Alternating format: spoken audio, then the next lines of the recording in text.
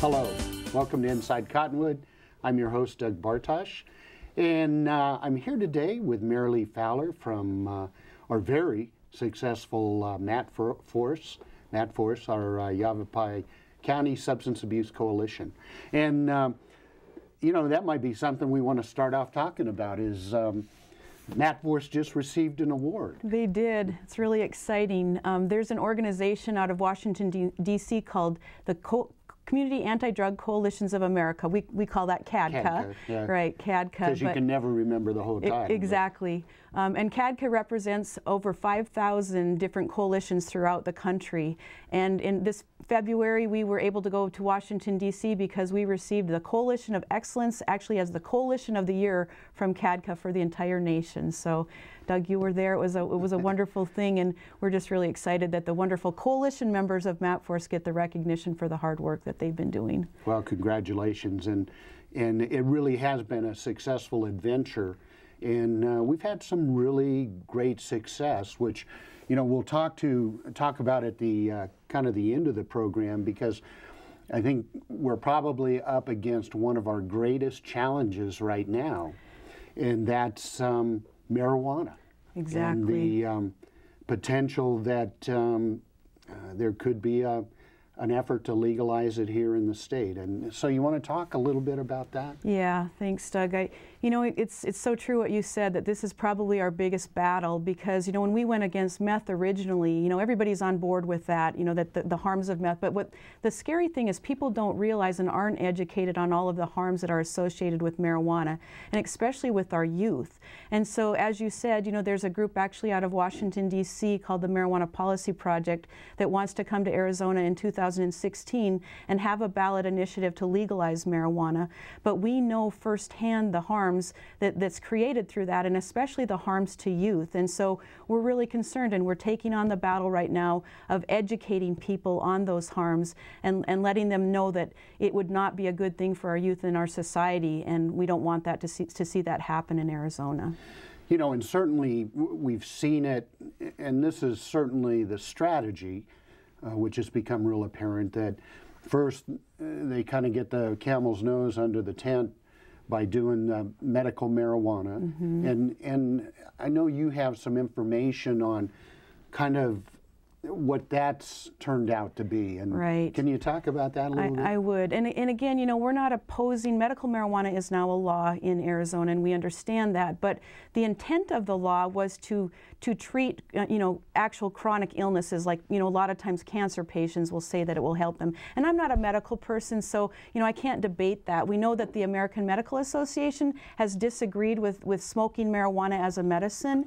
But when you know, to your question, when you look at the statistics that come out of the Department of Health Services, we know that chronic pain is what people are getting the cards for, and it's over almost 80% of the people that get a medical marijuana cards are for chronic pain. And the other really scary thing when you look at the 40,000 people that have medical marijuana cards is that over half of those people are under 40 years of age. And we have many documented cases where it's actually just a young person who is, you know, really not going the intent of the law, but they want the card to recreationally smoke marijuana. And that's our concern, because what's happened then is that kids think that, oh, marijuana is medicine and it's not harmful. And again, we know the many, many harms of marijuana, and like you said, medical marijuana has kind of opened up Pandora's box with you know, people not realizing the harms. You know, and I know I've heard either you or Sheila Polk talk about this,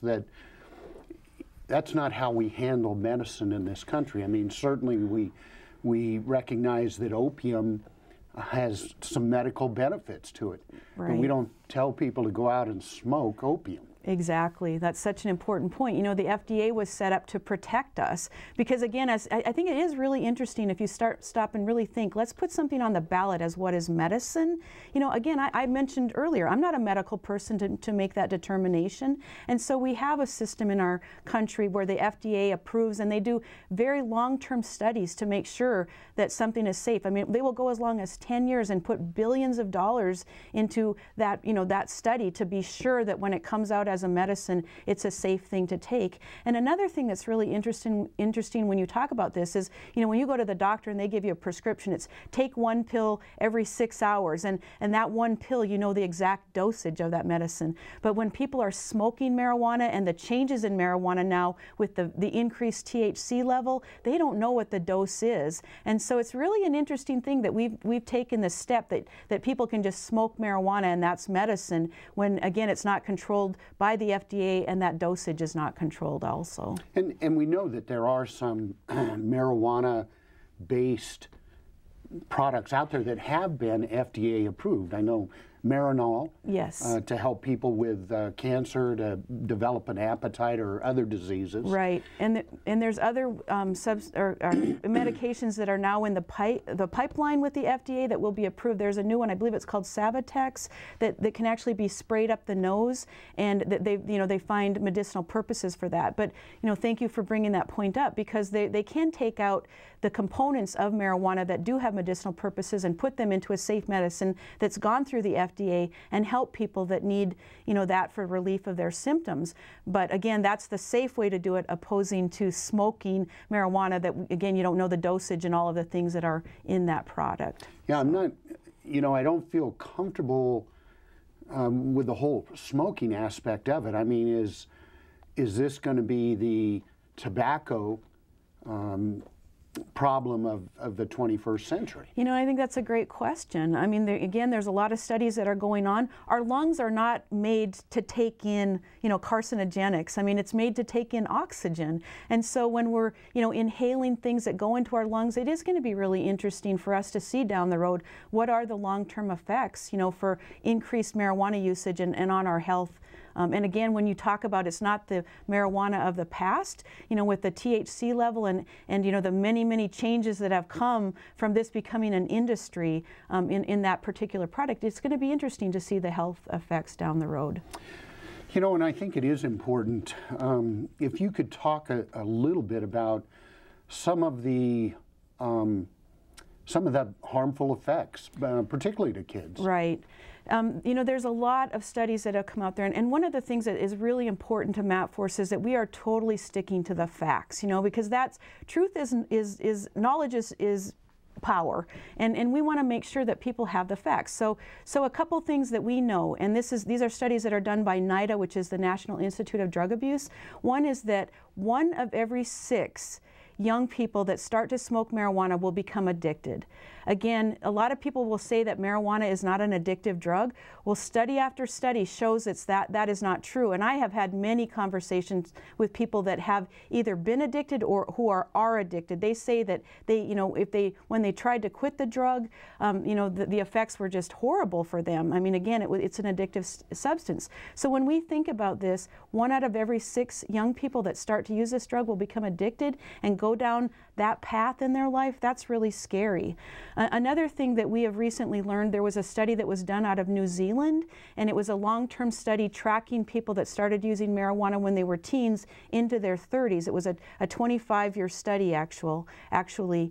And this study was verified by NIDA. They reviewed the study and said, yes, it's a valid study. But what this particular study showed, that people that started again young and used marijuana continually, their IQ was decreased 7 to 8 points. And I think it's interesting, if you look at what 7 to 8 points means, that is actually taking people from the average intelligence into the lower intelligence. And so that's really scary to us. Is that what we want to create for our children? Another thing that we know is that marijuana is amotivational. It actually takes the motivation away. We know that kids are less successful in school when they use marijuana. The dropout rate is higher. And there just are a lot of harms that we know from valid studies that have been done, and that's not something that we want for our kids. Obviously what a lot of people say is, well, if you legalize it, you can control it better so kids can't get to it. Right. You know, and the fact of that is that is totally not true. And we know that again from the tests that we've done with medical marijuana. Because right now there are 20 states in the United States who have legalized marijuana. And a really interesting chart to show is those 20 states have the highest youth use of marijuana opposed to the other 30 states. So, and when a state makes the move of passing medical marijuana, youth use increases. So we know that what it basically is doing, youth use is associated with perception of harm. And what's happening with marijuana is kids are not realizing the harms. They're not educated on the risks. They see it as a drug that is not risky. And so when the perception of harm decreases, the use increases. And so with legalization, we know that that's going to happen. It's happened in Colorado. Colorado, their youth use is twice the national average for youth marijuana use. It's on a very significant increase in Colorado. So we know that legalization means more youth using marijuana. So in essence, the more available it is, the more potential that they have for use. Here's another very interesting statistic that came out of the Partnership Attitudinal Tracking Study, and then also the Arizona Criminal Justice Commission helped to crunch the numbers.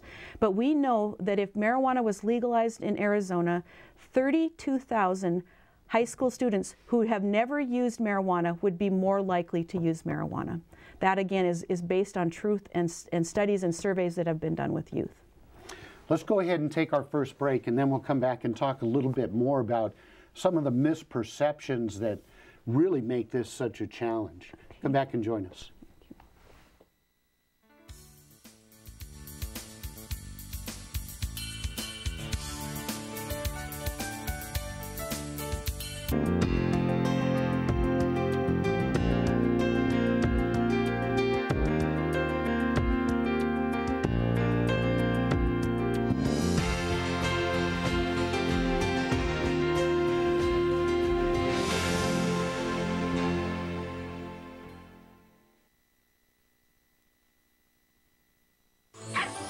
There's no place like home. Getting home safely is just a click away. But making sure your child is in the right seat is just one of the steps down the road to safer travels. I don't know how it works. Find the right seat for your little one's age and size. We've done what you told us. There's no better way to get home safely. Know for sure that your child is in the right seat. Get all the facts at safercar.gov/the right seat. Brought to you by the National Highway Traffic Safety Administration and the Ad Council.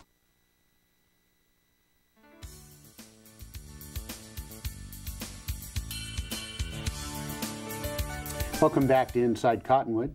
I'm your host, Doug Bartosh, and I'm here today with Merilee Fowler, who's the Executive Director of MATForce, which is the Yavapai County Substance Abuse Coalition.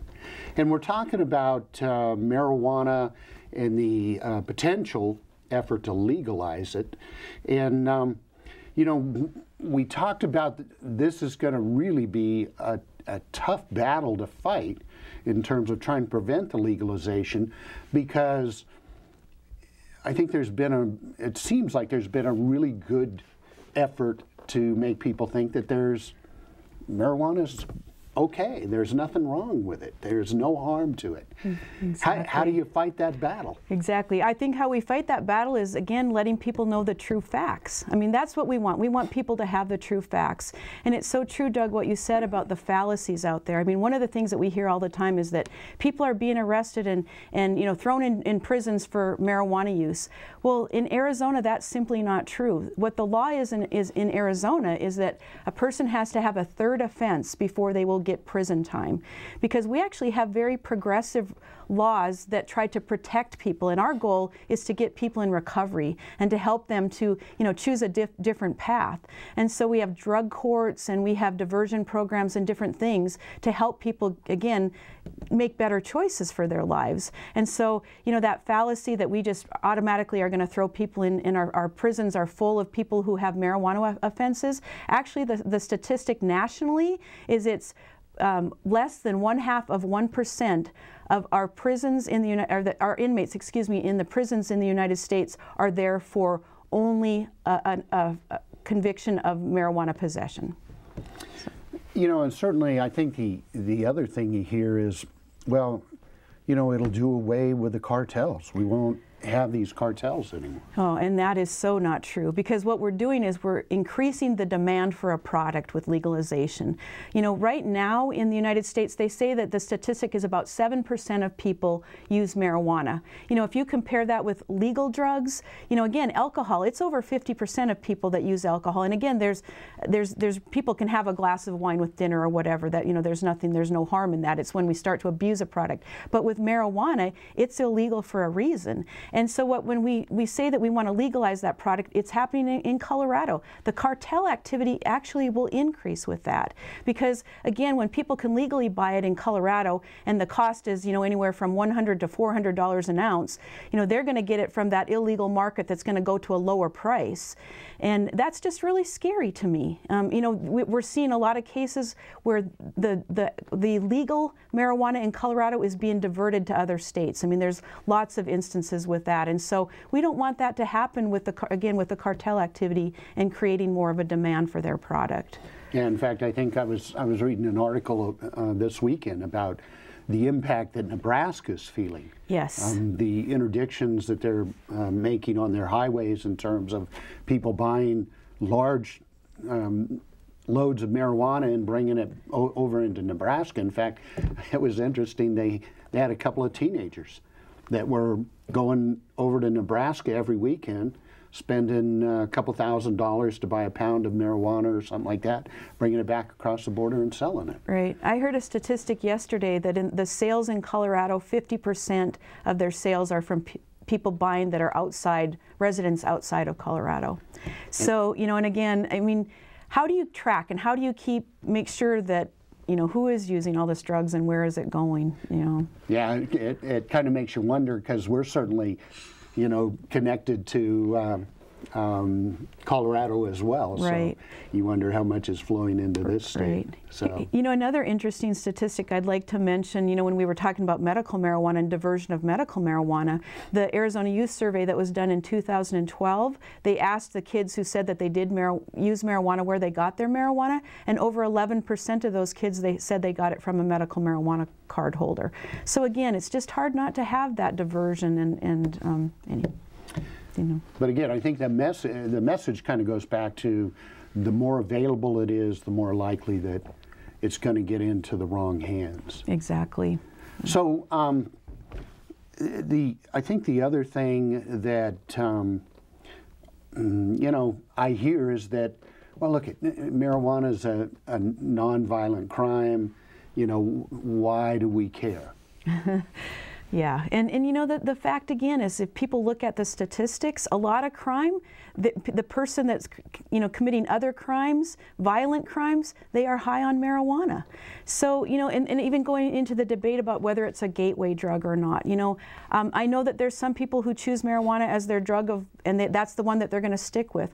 But again, I talk to people all the time in recovery, and I hear over and over and over from these people, I started with marijuana and then I was chasing that high, and so I went to another drug, you know, prescription drugs or cocaine or heroin, whatever it might be. And so, you know, and the other statistic that we do know too, Doug, that people that do use marijuana, if you compare the number of their use of prescription drugs and heroin and cocaine, the people that use marijuana, it's a much higher percentage. And so again, there is that risk that we're taking with legalizing another drug in our society. You know, and I know one of the, I think the misperceptions I think that is out there quite a bit is, you know, a lot of people are thinking, particularly kids, old men of my age, are thinking, well, you know, this is the same stuff that was available back in the 60s, and you know, what's the big deal? Right. And again, that is so not true. I mean, back, you know, in the 70s, the THC level was around 3%, and now you know, it's about 15%. We're hearing in Colorado that it's going up as high as 20% THC. And another thing that people don't realize that's happening right now is that they are extracting the pure THC. There's a process that they go through to extract the pure THC, and it's called honey oil. They call it dabbing, where they're getting high. They'll put this in electronic cigarettes and actually vaporize this. And again, the high is much more potent. And so this is another thing interesting for people to look at. In Netherlands, where they did legalize marijuana, they have actually created another classification of drug for where marijuana, where the THC level is beyond a certain percentage, because they've realized the harm and again the medical consequences and things that go with, you know, the alterations and them increasing the potency of marijuana. So I mean, I think these are things that we're going to be looking at if we go down this path. Let's go ahead and take another break and come back and join us and learn a little bit more about the harmful effects of marijuana.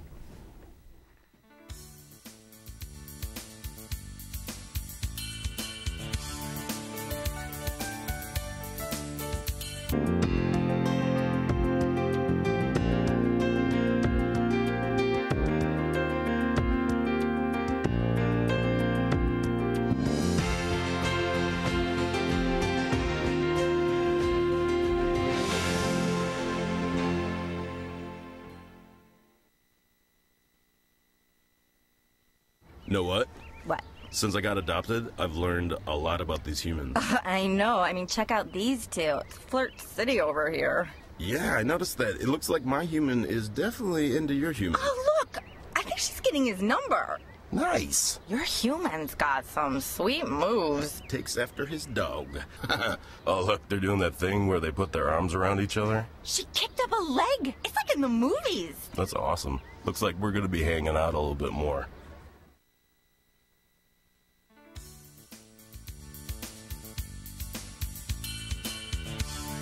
Welcome back to Inside Cottonwood.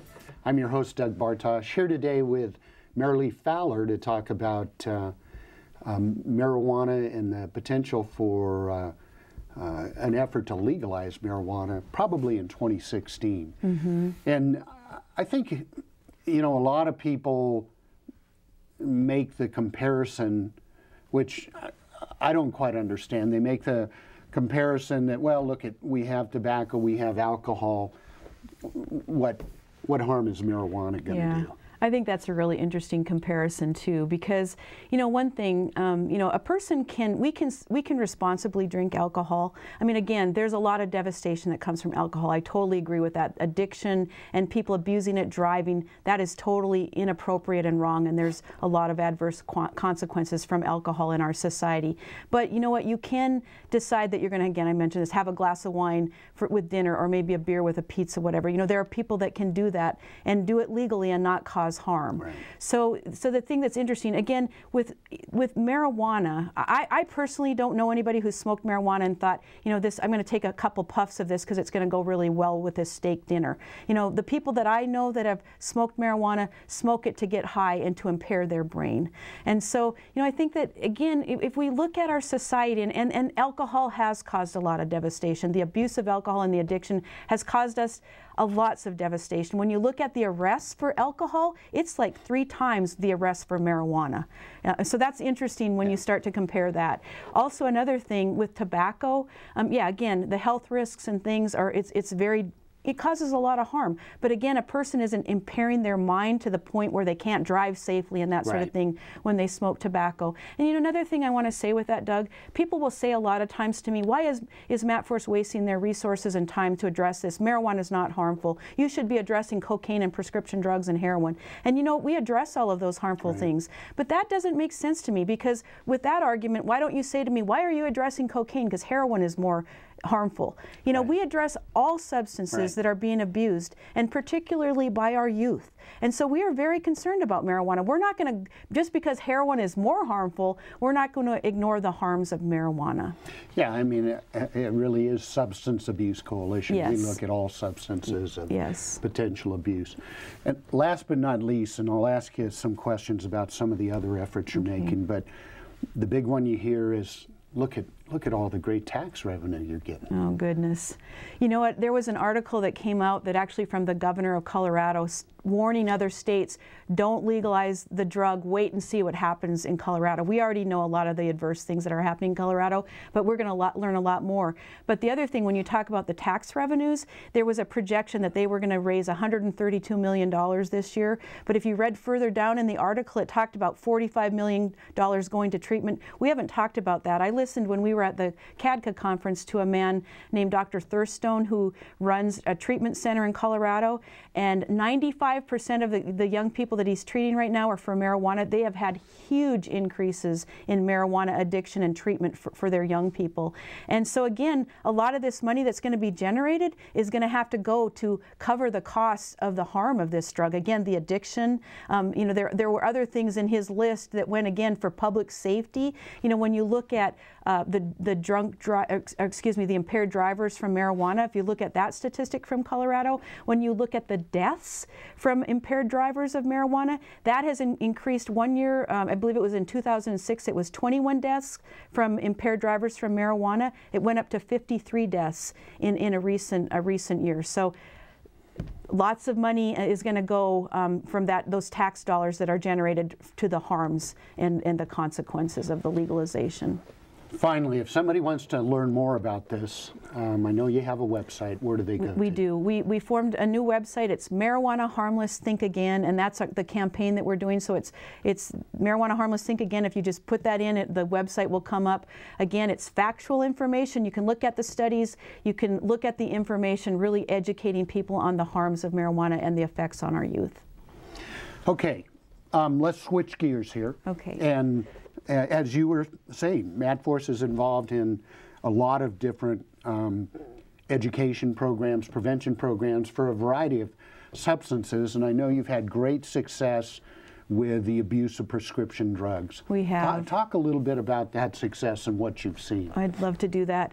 We were actually selected by the governor's office and the Arizona Criminal Justice Commission to implement the Prescription Drug Reduction Initiative.